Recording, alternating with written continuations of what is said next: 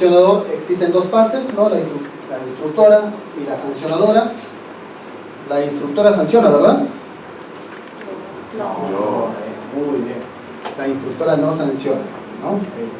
El subintendente de ejecución inspectiva no sanciona. Quien sanciona es el resolutor, correcto, el subintendente de resolución. Él sanciona emitiendo evidentemente su resolución, la resolución de primera instancia, habíamos dicho, ¿no? Esta resolución de primera instancia puede ser objeto de impugnación, correcto. Entonces, para eso el sujeto inspeccionado o el afectado con la multa va a tener que recurrir a estos recursos, ya sea de reconsideración o de apelación, correcto. Habíamos dicho de que el tubo de la 27444 regula 3 recursos, ¿sí? Los mismos que han sido acogidos por el reglamento de la Ley General de Inspección de Trabajo, correcto. Entonces, aquí, contra la resolución de primera instancia procede reconsideración o apelación. ¿Cuándo el sujeto inspeccionado optará por la reconsideración? ¿No? Por la reconsideración siempre y cuando acredite tener una prueba nueva, dice la ley. ¿Qué es prueba nueva? La prueba nueva es aquella prueba, ¿no? Es aquel elemento que no ha sido actuado o que no ha sido merituado por el resolutor o por el instructor, ¿correcto? Es una nueva prueba, como su propio nombre lo dice, ¿no? Es algo que no ha sido verificado en las fases instructora y resolutora, ¿correcto? Entonces, si es que no tiene, es un requisito indispensable, ¿no? Si es que no cumple con este requisito, no podrá interponer el recurso de reconsideración, ¿correcto? Entonces, para el recurso de reconsideración necesariamente tiene que haber nueva prueba, ¿correcto? O prueba nueva, ¿no? Si es que presenta un recurso de reconsideración y no consigna en su escrito la prueba nueva, lo declararán improcedente, ¿sí? En este caso, ¿quién? El hecho de que exista el recurso de reconsideración no le obliga al sujeto inspeccionado a presentar necesariamente este recurso de reconsideración. O sea, en otras palabras, el recurso de reconsideración es optativo, facultativo, ¿correcto? Si quiere el sujeto inspeccionado presentar reconsideración y tiene la prueba nueva, lo hará. Si es que no, recurrirá directamente a la apelación. No es que primero tengo que presentar mi recurso de reconsideración y luego mi recurso de apelación. No. Entonces yo puedo, como sujeto inspeccionado, el sujeto inspeccionado puede recurrir directamente la resolución de primera instancia a través de la apelación. ¿Sí?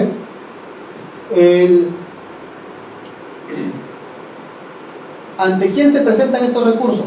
El recurso de reconsideración o el recurso de apelación, que son los recursos que se van a interponer contra la resolución de primera instancia. Ante la autoridad que emite esa resolución de primera instancia. ¿Quién emite la resolución de primera instancia? El resolutor. Correcto. El resolutor emite la resolución de primera instancia. Acá. ¿Ya? Aquí. Él es el que emite la resolución de primera instancia. El CIRE, el subintendente de resolución. Entonces, contra su resolución, el sujeto inspeccionado le va a decir: yo no estoy de acuerdo con lo que tú has resuelto. Por lo tanto, interpongo mi recurso que la ley me franquea. Reconsideración o apelación, correcto. Lo presentan ante él mismo, correcto, ante él mismo se presenta el recurso y él es el que, depende de qué tipo de recurso sea. Si es el recurso de reconsideración, él mismo lo resuelve también, correcto, él mismo lo resuelve. Si es un recurso de reconsideración, repito, él mismo lo va a resolver. Si es que el sujeto inspeccionado interpone un recurso de apelación, entonces lo presentará ante él, pero él lo va a elevar a su superior, correcto, en este caso sería el intendente, ¿sí?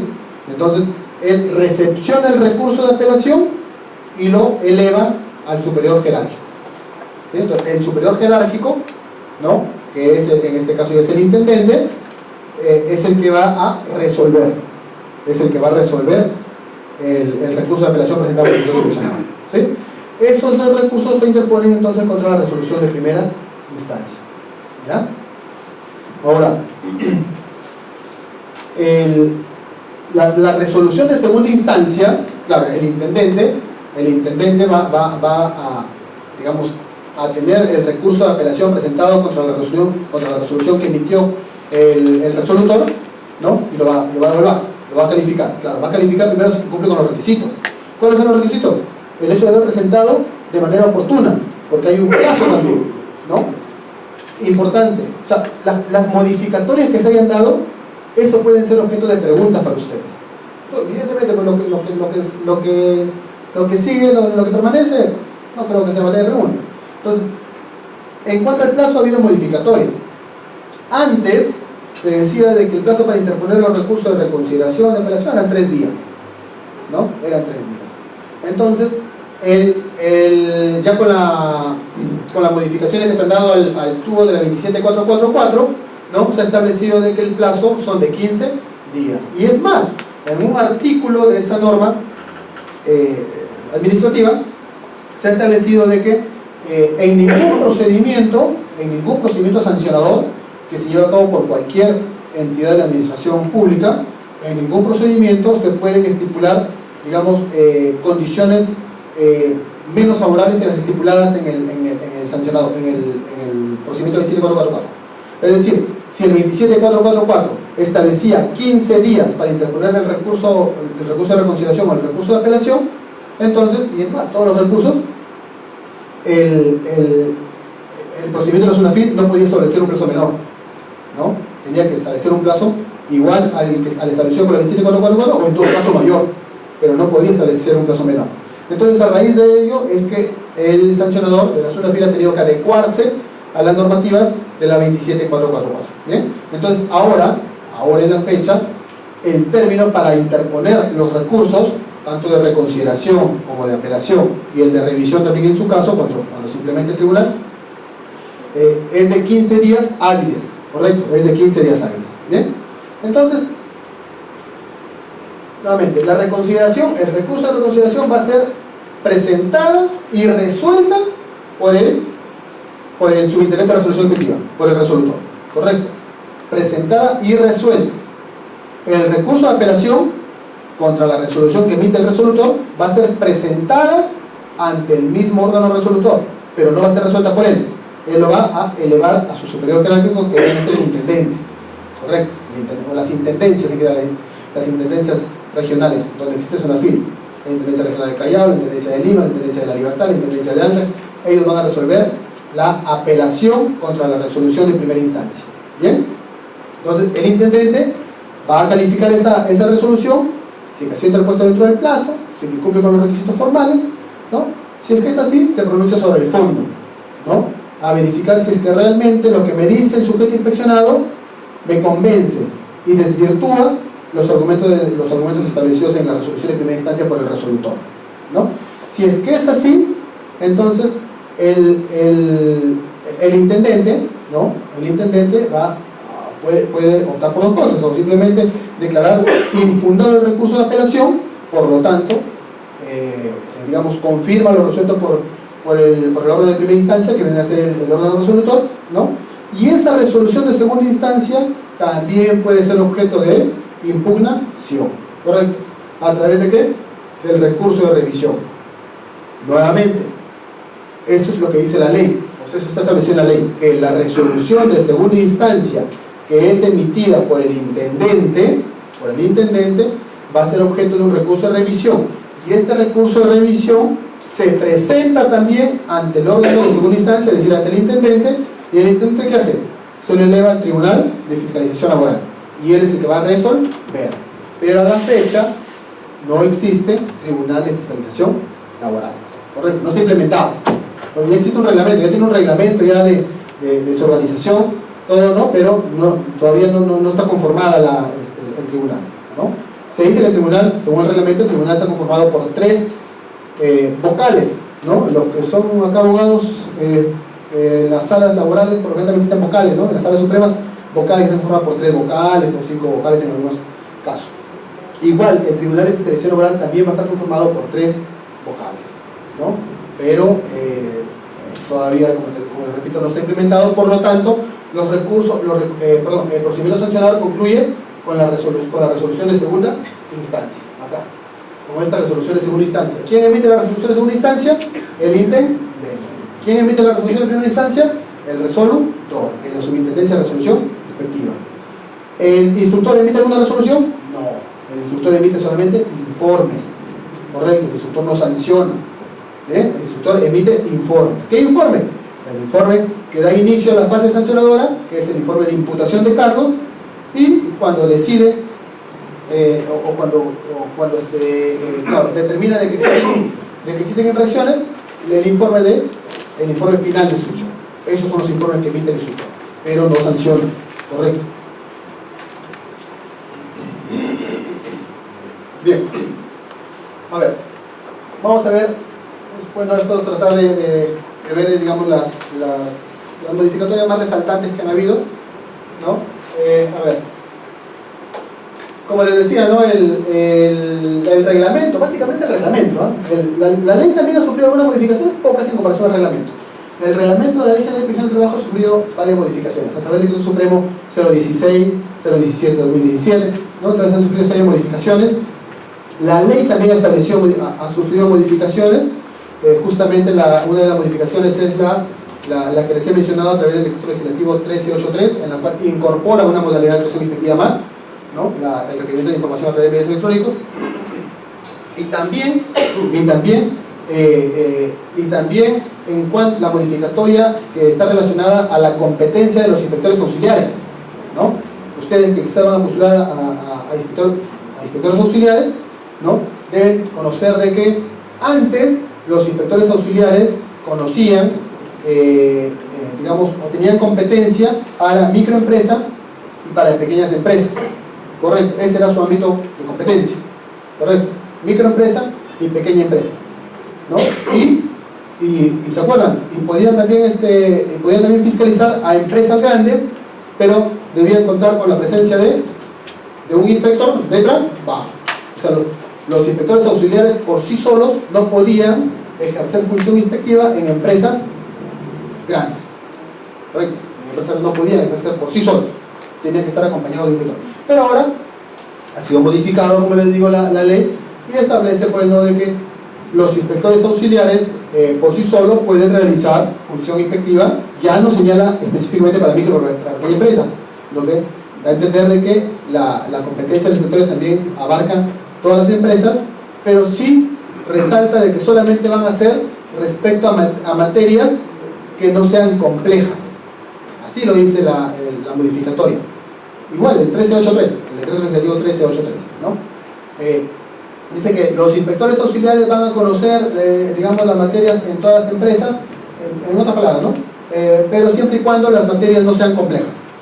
Entonces aquí la pregunta es, ¿qué materia es compleja y qué materia no es compleja? ¿No? Porque en base a las materias complejas, el inspector auxiliar no va a intervenir. El inspector auxiliar va a intervenir en cualquier empresa, pero solamente respecto a materias no complejas.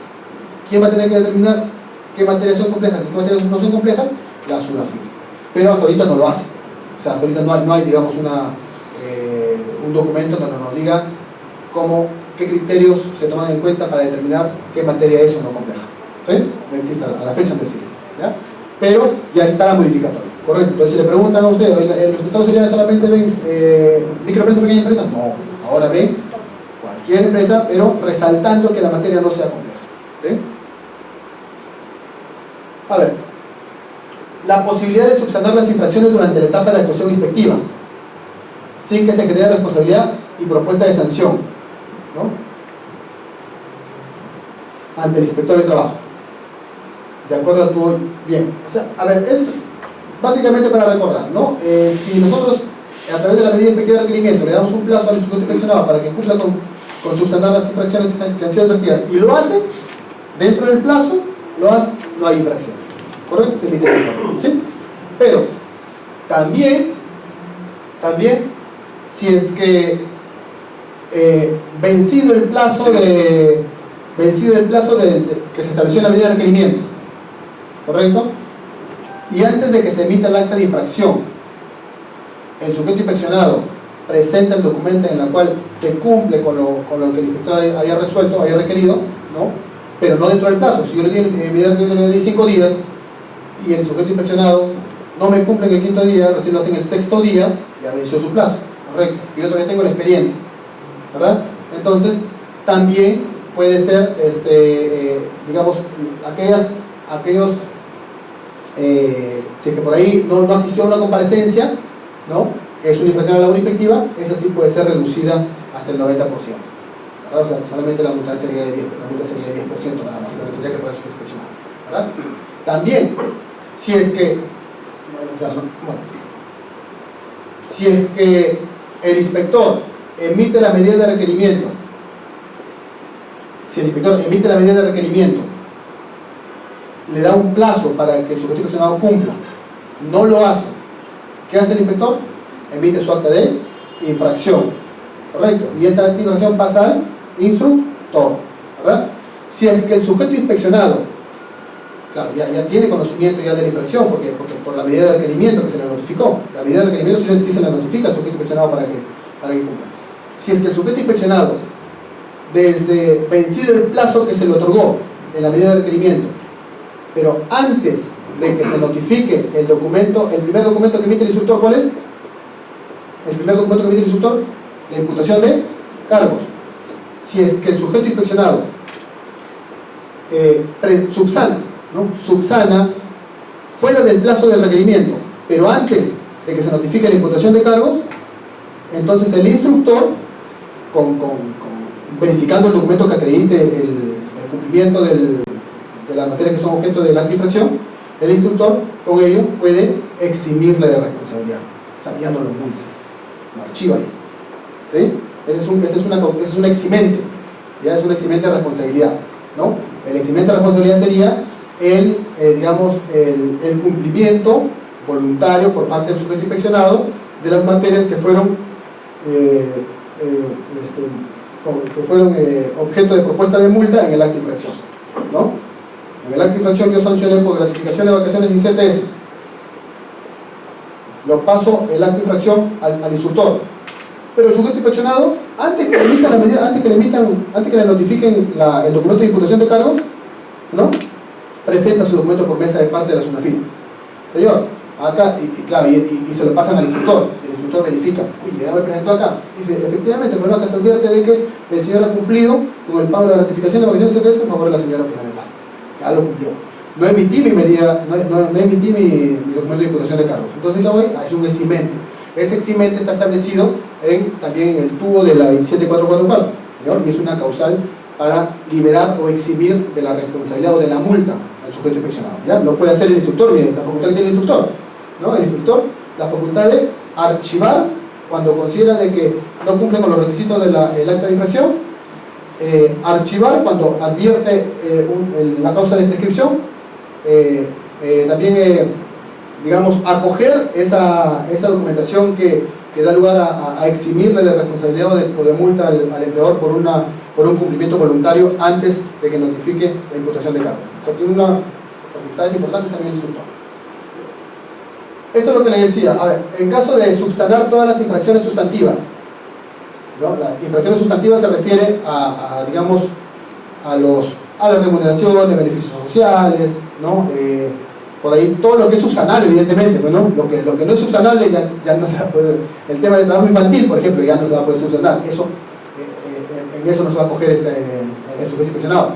El tema del accidente con muerte ya no se va a poder subsanar, ¿no? Otra pregunta, justamente, cuando no es subsanable, por ejemplo, si el personal sufre un accidente de trabajo, fallece, ¿ya? Y no tiene la póliza societaria, eso ya no es subsanable, ¿cierto? O sea, ya pasa ya.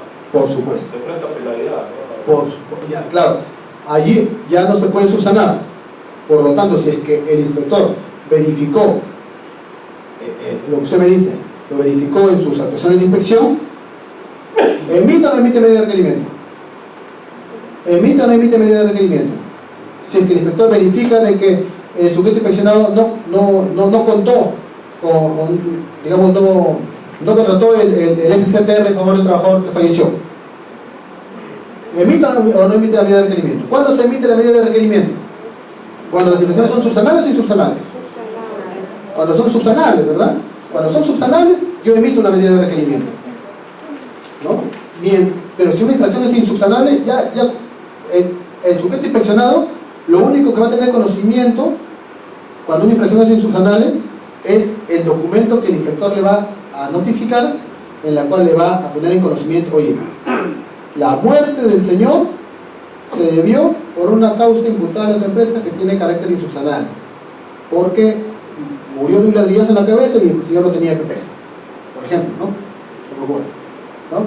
Entonces, el hecho de no contar con EPPs es insubsanable, ¿no? Entonces yo te notifico para decirte de que ya no te voy a dar un plazo para que tú me subsanes, porque ya es irreversible, correcto, ya es irreversible. Pero si es que por ejemplo, el inspector dice, oye, empleador, usted le está debiendo a la señorita sus gratificaciones que ascienden a 3.000 soles, ¿no? Ahí sí, oye, el empleador, ¿qué hace? Le paga a la señorita y ya está, ¿verdad? Con los intereses correspondientes, evidentemente, ¿no? Entonces, ¿qué hace? Ahí sí se emite una medida de requerimiento. ¿Por qué? Porque se puede subsanar esa medida, ¿verdad? Se puede subsanar. Correcto. Entonces, no se olvide, cuando la infracción es subsanable, se emite medida de requerimiento. Cuando la infracción es insubsanable, ya no se puede subsanar, ya no se emite medida de requerimiento. Lo que se notifica es si se pone un conocimiento, un anexo que se llama anexo de insubsanabilidad.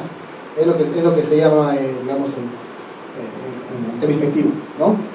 Entonces, hay dos documentos: medida de requerimiento y anexo de insubsanabilidad. Medida de requerimiento, infracción subsanable. Anexo de insubsanabilidad, cuando la infracción es insubsanable, ¿no? Ahí ya no se notifica. Bien, entonces lo que le decía también, ¿no? Que cuando el sujeto inspeccionado subsana las infracciones sustantivas ante el inspector de trabajo, en los casos en los que conjuntamente se hubieran cometido también infracciones referidas a la labor inspectiva, por ejemplo, la no asistencia a una comparecencia es una infracción a la labor inspectiva. El inspector le cita al sujeto inspeccionado a que asista a una comparecencia para que le preste la documentación correspondiente, y el sujeto inspeccionado no asiste a la comparecencia, es una infracción a la labor inspectiva. ¿Correcto? Entonces, ¿qué pasa si es que el sujeto inspeccionado, en el desarrollo de sus acciones de inspección, cumple con pagarle a la señorita sus gratificaciones, pero faltó una vez, ¿no? Faltó una comparecencia? ¿Por qué motivo? Faltó la comparecencia. ¿Correcto? Entonces, pero cumplió. O sea, al terminar la fiscalización, ¿no? El inspector verificó de que le pagó a la señorita sus gratificaciones, ¿no? Entonces, ¿qué va a pasar ahí? Digamos, se le va a premiar de cierta manera al sujeto inspeccionado. ¿Por qué? Porque respecto a esa infracción por no asistir a la comparecencia, no lo va a pagar el 100%, sino que se le disminuye en un 90%. O sea, los paga solamente ese 10% nada más. ¿Sí? Ese es, digamos, por decirlo de cierta manera, un incentivo, ¿no?, que tiene el sujeto inspeccionado cuando cumple con lo que es materia de inspección. ¿Sí? Es modificatorio también. Se privilegia la condición de micro y pequeña empresa del administrado y se establece que puede acreditar dicha situación incluso durante el procedimiento sancionador. O sea, antes de la modificatoria, ¿se acuerdan que les decía que en alguna oportunidad les comenté de que para tener los beneficios que la ley establece para una microempresa, para una pequeña empresa, no basta con decir yo soy microempresa o yo soy pequeña empresa, porque yo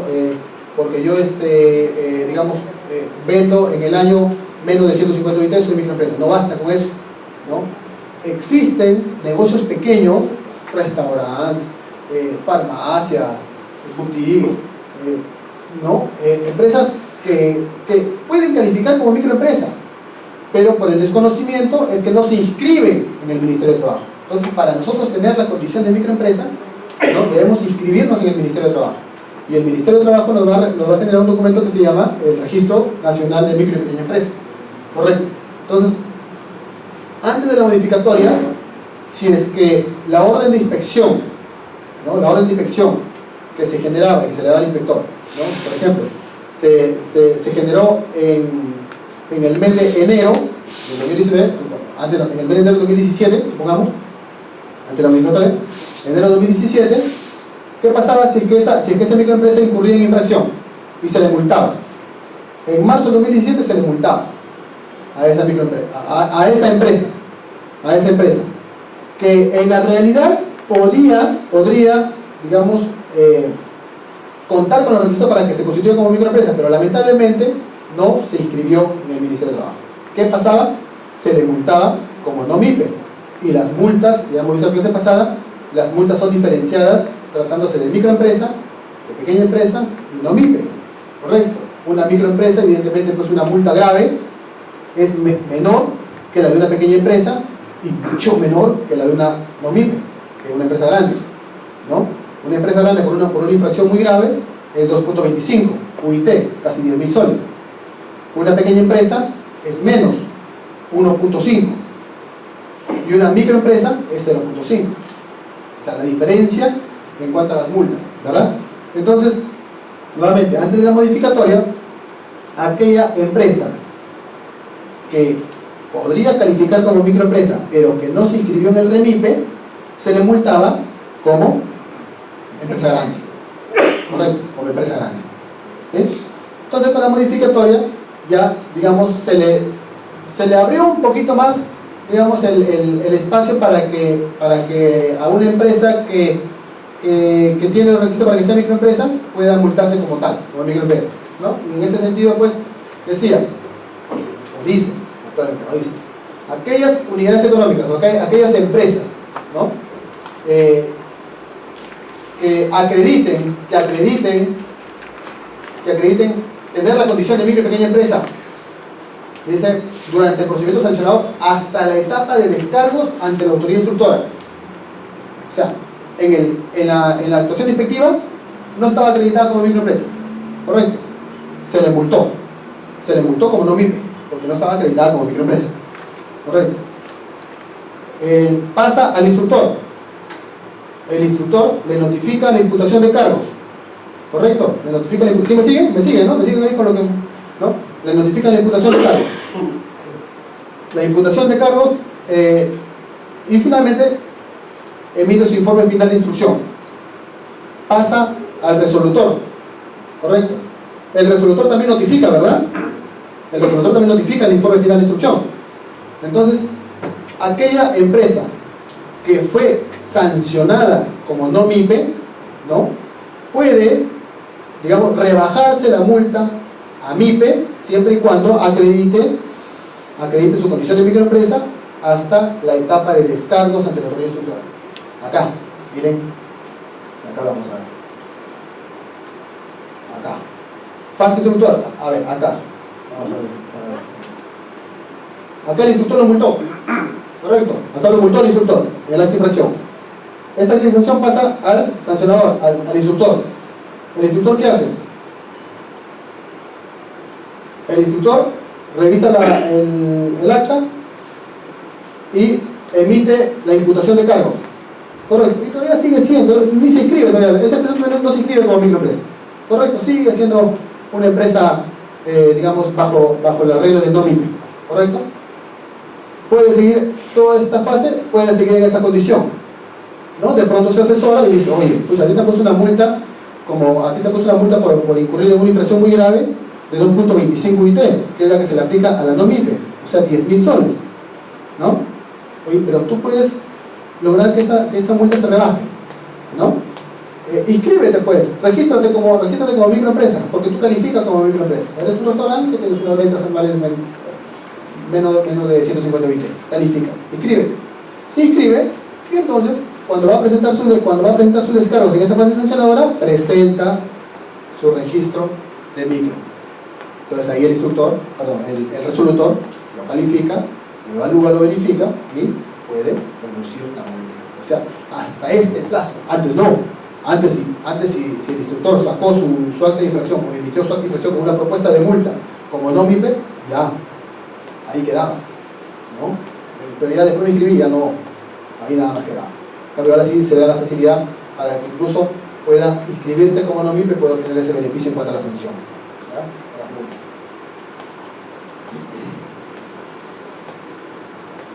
Regla operativa de la inspección del trabajo: no planificar más de una orden de inspección a una misma empresa durante el periodo de un año, ¿ya? O sea, también es importante. Antes de la modificatoria, una empresa podría ser inspeccionada las veces que o sea, no había, digamos, un mínimo, ¿correcto?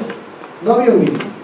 Se podían generar denuncias, se podían generar órdenes de inspección por cualquier modalidad, denuncias de oficio por la SUNAFIL, qué sé yo, a una misma empresa. No había un mínimo de denuncias, no había un mínimo de fiscalización, ¿no? En cambio, ahora con la modificatoria se dice que solamente las empresas van a ser inspeccionadas, una empresa va a ser inspeccionada una vez al año. Una vez al año. Pero, ojo, acá, ojo, resaltamos. Pero cuando son denuncias, cuando son órdenes generadas de oficio. Porque si las órdenes generadas son por denuncias, ahí sí normal, pues las denuncias que hay en el año. Si Pepe Torres denunció en el mes de enero del año 2018 a la empresa X Sociedad Anónima, y en el mes de julio otra denuncia de Pepito igual a la misma empresa, y en el mes de septiembre del año pasado igual otra denuncia para la empresa, igual ahí la empresa no puede decir no, la ley me dice que solamente una inspección al año. No, le dice una inspección al año siempre y cuando esta inspección sea como consecuencia de la SUNAFIL, ¿no? O sea, la orden se haya generado de oficio por la SUNAFIL, por el sistema de inspección de trabajo. Pero si es que son denuncias de los trabajadores, ahí sí, las denuncias que hay, se tendrán que ir a la empresa. Si que denuncian 2 en el año, habrán dos visitas, 2 inspecciones. ¿Correcto? ¿Sí? ¿Entendió? Ahí dice, ¿no? No planificar más de una orden de inspección a una misma empresa durante el periodo de un año, pero no aplica en el caso de denuncias. Correcto, en caso de denuncia, las veces que los trabajadores denuncien, igual la empresa va a tener que ser fiscalizada. A ver, se modifica el artículo 48.1, ¿no? Para establecer la escala general de sanciones con multas al 45% de la base de la tabla establecida mediante el decreto supremo 012 de 2013, ¿no? Igual es en el tema de las tablas de multas que también le comentaba en la clase anterior, ¿no? Se ha ido modificando. Antes de la creación de la SUNAFIL eran bastante benignas, ¿no? Incluso los empleadores preferían pagar las multas antes que cumplir las materias, ¿no? Eran bastante benignas antes de la creación de la SUNAFIL. Con la creación de la SUNAFIL se endurecieron bastante, ¿no? La infracción muy grave era de 5 UIT en una NOMIPE, de 5 UIT. Luego ya se fue bajando, ya, ¿no? Se bajó actualmente en 2.5 una infracción muy grave, por ejemplo, ¿no? La mitad se ha bajado, ¿no? Entonces, ese respecto a ese tema, se mantiene el tratamiento agravado de sanciones para las infracciones relacionadas con derechos fundamentales, ¿no? Claro, eso no cambia, eso no ha cambiado. Cuando las infracciones inciden o recaen sobre derechos colectivos, por ejemplo, a ver, en una empresa puede haber sindicatos, ¿correcto? ¿No? Organizaciones sindicales, ¿correcto? ¿Qué pasa si es que los trabajadores en una empresa quieren formar un sindicato? Quieren constituir un sindicato. Pero el empleador les pone trabas, pues, ¿no? Ya por ahí se entera de que, oye, hay un grupo de trabajadores que quieren constituir un sindicato, tener un sindicato en la empresa, después puede haber problemas, que van a querer que nosotros hagamos negociación colectiva, ¿no? Entonces, oye, no, hay que evitar de que esos trabajadores formen el sindicato, ¿no? Y les pone trabas. Evidentemente eso es una infracción. Si es que se determina en una inspección, esa conducta por parte del empleador va a tener que ser sancionado. Pero ¿cuál es la característica acá? De que la sanción en estos casos se considera el número de trabajadores total que tenga la empresa. Oye, pero no, pero los trabajadores que han querido formar un sindicato eran 20. Eran 20 hermanos trabajadores que querían formar un sindicato. Está bien, pero no permitiste tú que el sindicato se constituya, le pusiste obstáculos, y eso se ha verificado en la inspección laboral. Por lo tanto, la multa no va a ser sobre los 20 que quisieron formar un sindicato y que tú lo impediste. No, la norma dice de que por tratarse de una infracción, digamos que incide en uno de los derechos fundamentales, que es justamente la constitución de un sindicato, ¿no? El derecho a reunirse colectivamente, ¿no? La sanción va a ser por el número de trabajadores que tú como empresa tengas. Si tú tienes 1000 trabajadores, entonces la multa va a ser, tomando como referencia, los 1000 trabajadores. Es una infracción muy grave. Nos vamos a la tabla de multas y vamos a ver de que la multa por 1000 trabajadores es bastante fuerte, ¿no? Bastante fuerte. Hay que tener en cuenta de que también las multas no pueden sobrepasar. ¿Se acuerdan la clase pasada? Las multas máximas que no pueden sobrepasar en caso de microempresa no pueden ser superiores a 100, ¿no? Pequeña empresa 200 y no MIPE 300 UITs. Correcto, o sea, ese es el tope máximo. Correcto, el tope máximo. Una microempresa se le puede multar hasta por 100 UITs. Una pequeña empresa hasta por 200 UITs. Y una no MIPE hasta, ese es el total, 300 unidades. 300 unidades es bastante, ¿no? Igual también el trabajo infantil, ¿no? Estos son los derechos que en la cual se sanciona de una manera especial, ¿no? Libertad sindical, accidente de trabajo con causa de muerte, trabajo infantil, trabajo forzoso y discriminación laboral, ¿no? Bueno, diferente es cuando el sindicato está constituido, ¿no? Si en una empresa existe ya un sindicato, está formado el sindicato, entonces allí la multa, claro, y existen actos, digamos, que afectan a la organización sindical ya constituida, allí la multa ya no va a ser en base a los trabajadores que tenga la empresa, sino a los trabajadores que estén afiliados al sindicato. Correcto. Si el sindicato tiene 300 trabajadores afiliados y la empresa tiene 1000 trabajadores en total, entonces el sindicato está formado, la multa va a ser tomando como referencia a los 300 afiliados al sindicato. Se modifica el artículo 51 relacionado a la prescripción, también, ¿no? Antes, el reglamento de la Ley General de Inspección del Trabajo, en su artículo 51, establecía como plazo de prescripción 5 años. 5 años establecía, ¿no? ¿Qué quiere decir? Que nosotros podíamos verificar infracciones que hayan cometido las empresas con un plazo de prescripción de 5 años. Se modificó esto. Se modificó y ahora se redujo a 4 años. ¿Qué quiere decir? De que si, por ejemplo, a ver, Pepe Torres se va a la SUNAFIN, ¿no? Y denuncia que cuando trabajó en su empresa no se le pagó sus beneficios sociales, ¿no? Y por lo tanto quiere reclamar sus beneficios sociales, ¿no? Quiere que se efectúe una inspección para verificar el incumplimiento de esa materia, ¿no? Entonces se genera la orden, el inspector concurre, ¿no?, a la empresa y verifica de que este trabajador cesó en el año 2013, ¿no? En agosto del 2013, correcto, ahí cesó, en agosto del 2013. Entonces, allí se puede aplicar el plazo de prescripción, o incluso el mismo sujeto inspeccionado puede sustentar como un argumento de defensa la prescripción, ¿no? Que conocen esta figura jurídica, deduzco la prescripción. ¿Por qué? Porque el señor cesó en el año 2013. A la fecha que usted me está inspeccionando, 14, 15, 16, 17, ¿no?, los 4 años de ser inicial. Correcto. Entonces el señor solamente tenía plazo para que interponga su denuncia hasta el año 2017. Pero lo hizo en 2019, ya se recontravención. Igual también en la vía judicial, ¿no? ¿Abogados? ¿Abogados? ¿No hay? En la vía judicial igual. En la vía judicial, no voy a dejar mentir. En la vía judicial también, ¿no? Es 4 años el plazo de prescripción, ¿verdad? 4 años el plazo de prescripción. ¿Qué significa?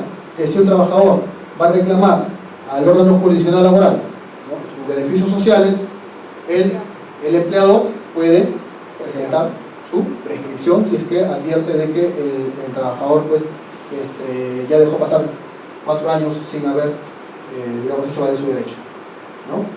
Eso es. Profesor, ahí se considera una consulta, ahí se considera para cuando ya vence la prescripción de 4 años, a partir de la fecha se hace el trabajador. Buena pregunta. O sea, ahí va a depender del tipo de infracción en realidad, ¿no? El artículo 253 el artículo 253 del TUO de la 27444 establece digamos los tipos de infracción que hay, ¿no? Entonces, si nosotros lo concordamos ese artículo con el artículo 51, o concordamos el artículo 51 con el del 2744, ¿no?, nos dice el artículo 51, plazo de prescripción 4 años. Ahora, ¿desde cuándo comienzo a contabilizar yo los 4 años? Desde el cese. O sea, ahí la 27444 me dice dependiendo del tipo de infracción. Si es una infracción instantánea, me dice así, o sea, es una infracción que se comete y que los efectos los genera de inmediato, a partir de allí voy a contabilizar mis 4 años, ¿no? Pero si es una infracción, digamos que ha sido dado en el tiempo, supongamos, a ver, todos los meses no me vienen pagando digamos, no sé, la investigación familiar, ¿no? Todos los meses no pagan la investigación familiar. Entonces es una infracción, digamos, continua, ¿verdad? Entonces allí se va a tomar en cuenta los 4 años desde el último momento en que no se le pagó su investigación familiar. supongamos, ¿no? A ver, la suspensión funeraria no se le pagó hasta agosto del 2018. En septiembre le pagaron, en octubre le pagaron, en noviembre le pagaron. Entonces, a partir de agosto del 2018 se tendrán que actualizar los 4 años, ¿no? ¿Por qué? Porque claro, es una conducta que se venía dando desde, no sé, un año. En enero, febrero, marzo, no le pagan, abril, en agosto no le pagan, y en septiembre recién lo pagan. Entonces, a partir de agosto yo contabilizo mis 4 años para adelante, ¿no? Básicamente es eso, no necesariamente del cese, ¿no? Profesor, por ejemplo, en mi caso yo hice en octubre, pero recién demandé la empresa en diciembre. ¿De qué año? Del año pasado. Desde en octubre y demandé, se corre a partir de cuando ya ingresé los papeles a la juventud. De ley corre. Claro, tú cesaste En octubre. sí, tienes un plazo todavía. ¿Octubre del año pasado? Del año pasado. Sí, todavía tienes plazo, son 4 años. Pero corre a partir de cuando Tu cese, pues. de mi cese. Muy Claro. independiente de cuando yo haya reportado. No, ahí lo interrumpes. Ahí lo interrumpes el plazo de prescripción. O sea, con el inicio de las actuaciones de inspección del inspector, ¿no? Lo interrumpes ese plazo de prescripción. O sea, ya no sigue corriendo. Se paraliza mientras dure el procedimiento. O sea, digamos, si el procedimiento dura 60 días, ¿no? Entonces, esos 60 días no se contabiliza para tu plazo de prescripción.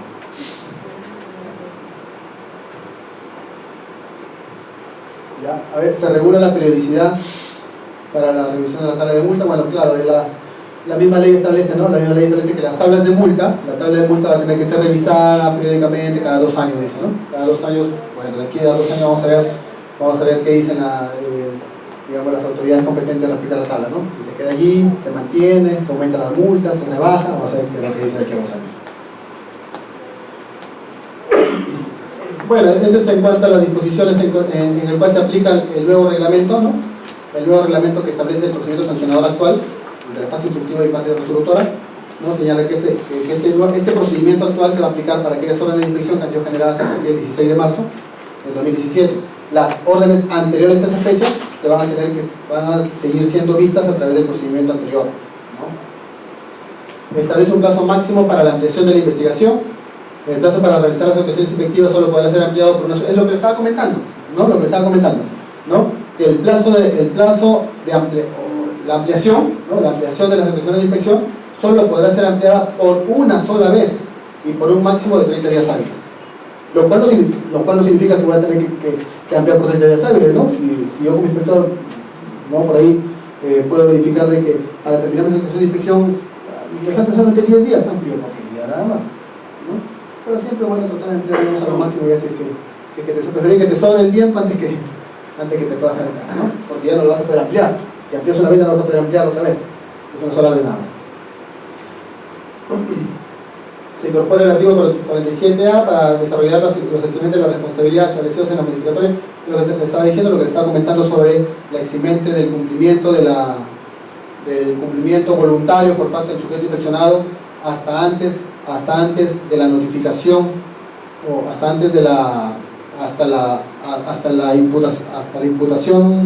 los descargos, ¿no? Hasta los descargos que se puede efectuar en la fase sancionadora, ¿no?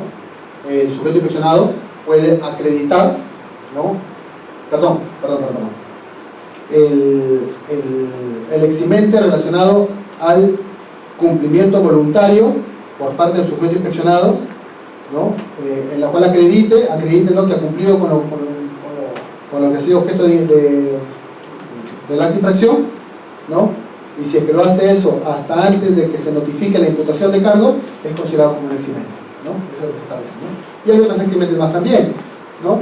A ver, por ejemplo, hay casos en los cuales, por ejemplo, el sujeto inspeccionado, por un caso fortuito, un hecho fortuito de una fuerza mayor, digamos, no puede concurrir a una diligencia, ¿no? De la SUNAFIL. Oye, de pronto se está yendo a la comparecencia que necesitó el inspector y el carro en el que iba se chocó, se accidentó, ¿no? Y le imposibilitó que llegue a la comparecencia, ¿no? Entonces eso también puede ser causal de eximente, ¿no? Respecto a esa inasistencia, ¿no? Puede invocarlo, hay que llevar fotografías, hay que este reporte periodístico, mira, este día tal, ocurrió un accidente, acá yo figuro, mira, ¿no? O me llevaron al hospital, acá está, ¿no? Entonces puede acreditar, puede ser válido para que sea considerado como un eximente, ¿no? Pero un caso fortuito, una fuerza mayor, ¿no? Se modifica el artículo 53 para regular distintos aspectos sobre la fase instructiva y sancionadora del procedimiento administrativo sancionador en el ámbito de la inspección de trabajo. Lo que hemos estado comentando, ¿no? Antes no había la fase instructora dentro del procedimiento sancionador, ahora ya lo existe, ¿no? La fase instructora. No se olviden, dos fases. La etapa sancionadora tiene dos fases, la instructora y la sancionadora propiamente dicho, y está a cargo de la CIRC. A ver, el procedimiento sancionador se desarrolla conforme a la siguiente estructura, ¿no? Básicamente, a ver, primera instancia del procedimiento sancionador. Primera instancia comprende la fase instructiva y comprende la fase sancionadora, ¿correcto? En la primera instancia, ¿quién actúa? El instructor, o sea, el CIAI, el subintendente de actuación inspectiva, ¿no? ¿Cómo actúa? Recepciona. ¿Qué recepciona? El acta de infracción. El acta de infracción que se emitió por el inspector. Recepción, registro y evaluación. Ojo, miren, recepción. Esta estructura es muy interesante para que traten de en base a esto, de recordar todo lo que hemos tratado. La fase instructiva comprende la recepción, registro y evaluación del acta de infracción. Correcto, eso es lo primero. Después, inicio y desarrollo del procedimiento sancionador. Recepción del... ¿Cómo se inicia el procedimiento sancionador? ¿Cómo se inicia el procedimiento sancionador? Con la emisión del informe de imputación de cargos. Con eso se inicia el procedimiento sancionador. Acá no, ¿ah? O sea, me llega el acta de infracción, con eso no se inicia el procedimiento sancionador. El procedimiento, es lo que le estamos contando. Antes sí, antes el acta de infracción daba inicio al procedimiento sancionador, ahora ya no. El acta de infracción activa la fase sancionadora. Lo que da inicio al procedimiento sancionador es la emisión del informe de imputación de cargos que realice el instructor, ¿no? ¿Qué más se hace en esta fase instructiva? La recepción del descargo, correcto, el descargo que emite el sujeto inspeccionado y se evalúa esos descargos, evidentemente. Y en su caso, la emisión del informe final de instrucción, correcto. Ese informe final de instrucción no lo notifica él, se lo pasa al sancionador, al resolutor, a la subintendencia de resolución. ¿Qué hace el sancionador? ¿Qué hace el resolutor? Notifica el informe final de instrucción. Claro, previa evaluación, como le decía, no se tiene que evaluar, no calificar también, ¿no? Se notifica el informe final de instrucción. Recepciona también el descargo y evaluación del actuado. Acá se pueden acordar. Recepción del descargo y evaluación del actuado. Aquí, aquella empresa sancionada como no MIPE, pero que hasta esta fecha acredite el registro en MIPE, puede presentarle su descargo y ser pasible de disminución de la multa que se le haya impuesto. Emisión de la resolución de sanción o archivamiento del procedimiento. Claro, el resolutor puede emitir su resolución de primera instancia, en la cual confirma la multa propuesta por el instructor o archiva el procedimiento. Ojo que no lo vincula. Lo resuelto, lo decidido por el instructor no es vinculante para el resolutor. Claro, y también, correcto, contra esta resolución de primera instancia, como les decía, cabe el recurso de reconsideración y apelación. Califica. ¿Quién lo califica? El resolutor. El resolutor califica, ¿no? Los requisitos de admisibilidad, los requisitos de procedencia y resuelve el recurso de reconsideración. Ojo, esto es importante, ¿eh? Esto es importante que lo vean, ¿no? Respecto al recurso de reconsideración, lo presentas al que emitió la resolución, este lo califica, lo evalúa y resuelve. La misma autoridad, el resolutor, ¿no? Que emite la resolución en primera instancia y contra la cual se interpone el recurso de reconsideración, es el mismo que resuelve. Correcto, es el mismo que resuelve. Diferente del recurso de apelación. En el recurso de apelación, el resolutor califica los requisitos de admisibilidad, de procedencia, pero no lo resuelve. ¿Qué hace? Se lo eleva al intendente. El intendente es el que resuelve. ¿Correcto? Segunda instancia. Segunda instancia, la estructura y elementos de la segunda instancia son: claro, recepciona y evalúa la calificación del recurso de apelación. ¿Quién no pasa el recurso de apelación? El resolutor. El resolutor pasa ese recurso de apelación al intendente y el intendente es el que evalúa y resuelve. ¿Correcto? Resuelve el recurso de apelación, resolución del recurso de apelación, resuelve. Y una vez que el intendente hace eso, emite su resolución de segunda instancia acá, ¿no? Segunda instancia. Esa resolución de segunda instancia es pasible de revisión, del recurso de revisión, ¿no? Es una instancia excepcional que actualmente todavía no se implementa, ¿sí? Está a cargo del Tribunal de Fiscalización Laboral, como les digo, ¿no? Profesor, y cuando pasa a la instancia excepcional, ¿dónde queda el Dado que no hay tribunal, ¿dónde queda el procedimiento? Se queda en el aire. O sea, cuando pasa ya al tribunal, lo eleva allí, como no hay... No, es que no llega al tribunal. No llega al tribunal porque todavía el tribunal no existe, o sea, no está implementado todavía el tribunal de fiscalización laboral, ¿no? El tribunal de fiscalización laboral está contemplado dentro del reglamento dentro del reglamento de la inspección de trabajo, ¿no? Como un órgano que va a resolver, digamos, de manera excepcional, ¿no? El recurso de revisión. El recurso de revisión procede contra la resolución de segunda instancia, ¿correcto? Entonces, ¿quién es el encargado de resolverlo? El tribunal de fiscalización, pero no existe todavía, no está implementado. Mientras no exista, el procedimiento sancionado solamente queda allí, en segunda instancia, con la resolución de segunda instancia. ¿Y qué hace el sujeto inspeccionado? El sujeto inspeccionado tendrá que recurrir a la vía judicial. Si quiere seguir rebatiendo lo resuelto por la administración pública, acudirá a la vía judicial a través de un proceso contencioso administrativo, ¿correcto? Como lo repito, no existe todavía el Tribunal de Fiscalización Laboral. Una vez que se implemente este Tribunal de Fiscalización Laboral, esto sí va a ser fundamental, ¿eh? El Tribunal de Fiscalización Laboral, digamos, tiene su función principal, considero, es unificar, ¿no?, los criterios, la predictibilidad, una función de predictibilidad en el sentido de que digamos, va a unificar los criterios. Ahorita quizás puede ser, ¿no?, de que quizás por ahí en una intendencia resuelva de una manera, otra intendencia respecto a un mismo supuesto resuelva de otra manera, ¿no? Pero ¿quién se va a encargar de unificar todo eso? El Tribunal de Fiscalización Laboral, ¿no? Incluso ellos van a establecer o establecen lo que se denomina precedentes de observancia obligatoria también. Lo resuelto por el Tribunal de Fiscalización Laboral va a ser vinculante para todos los de inferior jerarquía, o sea, va a ser vinculante para las intendencias regionales y evidentemente para los resolutores, ¿no?, que son los que emiten la resolución en primera instancia, ¿no? Entonces es importante entonces el Tribunal de Fiscalización Laboral. Lamentablemente todavía no está implementado, ¿no? Todavía no está implementado. Cuando la subsanación se produzca después del vencimiento del plazo de la medida de requerimiento y antes de la notificación de imputación de cargos, aquí ya será, es lo que ya les había comentado también, ¿no? La subsanación que se realice vencido el plazo de la medida de requerimiento, pero antes de la notificación de la imputación de cargos. Claro, será calificado ¿por quién? Por el instructor. Y el instructor es el que va a determinar, va a verificar, ¿no? Si es que verifica el real cumplimiento, archiva, pues, y ya no inicia el procedimiento sancionador, ¿no? ¿Por qué? Porque lo presenta antes de que se notifique la imputación de cargos, ¿correcto? Recuerden que la imputación de cargos es lo que da inicio al procedimiento sancionador. Si es que el sujeto inspeccionado presenta el documento que acredita el cumplimiento de la infracción antes de la imputación de cargos, el instructor está facultado para que archive el procedimiento y no inicie el sancionador.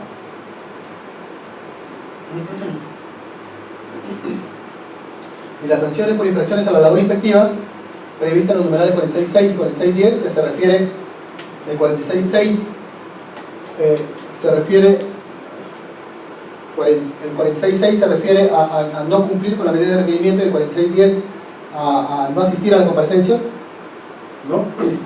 Ambas son, ya que toqué eso, cuando el inspector emite la medida de requerimiento, les decía que se le da un plazo al sujeto inspeccionado para que cumpla con lo que el inspector le requiere, ¿no?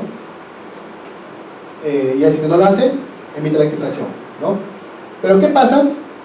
O sea, el acta de infracción no solamente van a ir con las multas respecto a las gratificaciones que se le haya podido adeudar a la señorita, sino que también la multa va a darse porque el sujeto inspeccionado no cumplió con lo que se requirió en la medida de requerimiento. O sea, van a haber dos multas. Eso ha sido objeto de bastante discusión, ¿eh? Porque en realidad los empleadores, ¿no?, dicen, no, que me están aplicando una sanción por lo mismo, ¿no? Porque me están diciendo de que no cumplí con la medida de requerimiento y me están multando por no cumplir con la gratificación, por no cumplir con el pago de la gratificación, ¿no? Entonces solamente se me debe multar por una cosa, no por las dos. Pero son dos, digamos, infracciones independientes, ¿no? Una, el no pago de gratificación, tiene que ver con el derecho del trabajador a este beneficio social. Y la otra infracción es por entorpecer la función inspectiva, ¿correcto? Entonces, Eso es importante que se acuerden. Cuando el inspector emite una medida de requerimiento, que la medida de requerimiento ya se da cuando el inspector ha verificado la comisión de infracción. Cuando el inspector emite la medida de requerimiento, en la cual se le da un plazo, y el sujeto inspeccionado, para que cumpla el pago de las ratificaciones, y el sujeto inspeccionado no cumple con el pago de las ratificaciones, asiste a la comparecencia que se le cita, pero no acredita el pago de las ratificaciones, entonces se va a emitir el acta de infracción. Y en esta acta de infracción se va a constatar multa por el no pago de ratificaciones y multa por no cumplir con la medida de requerimiento. ¿Correcto? Eso es. ¿Bien? Entonces, pero, ¿qué pasa si es que el sujeto inspeccionado, ¿no?, ya en el sancionador acredita el cumplimiento, claro, que el sujeto inspeccionado acredita haber subsanado las infracciones antes de la expedición de la acta de infracción? La medida de requerimiento no cumplió, ¿no? Y antes de que emita la acta de infracción, lo que le está diciendo, ¿no?, que el sujeto inspeccionado, yo le cité al quinto día, el sujeto inspeccionado me cumple al sexto día. Correcto. Entonces allí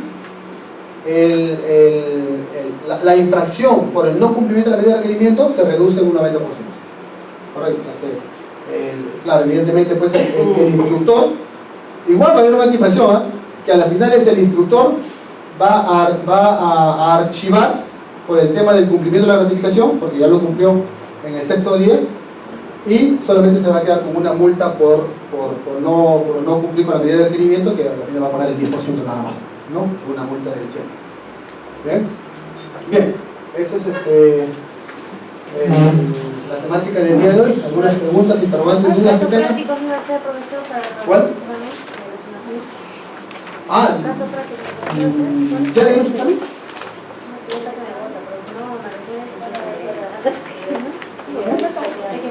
Es que le dan la opción para un grupo que está, ¿no? Esa parte. Pero hay otro grupo que continúa todavía. A mí no me lo mismo. ¿Alguno está tocando? Sí. Pero nosotros queremos saber sobre el tema del examen que va a venir más o menos.